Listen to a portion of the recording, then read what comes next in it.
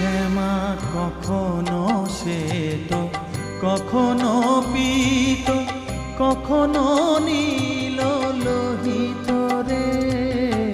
কখনো শ্বেত, কখনো পীত, কখনো নীল লোহিত রে।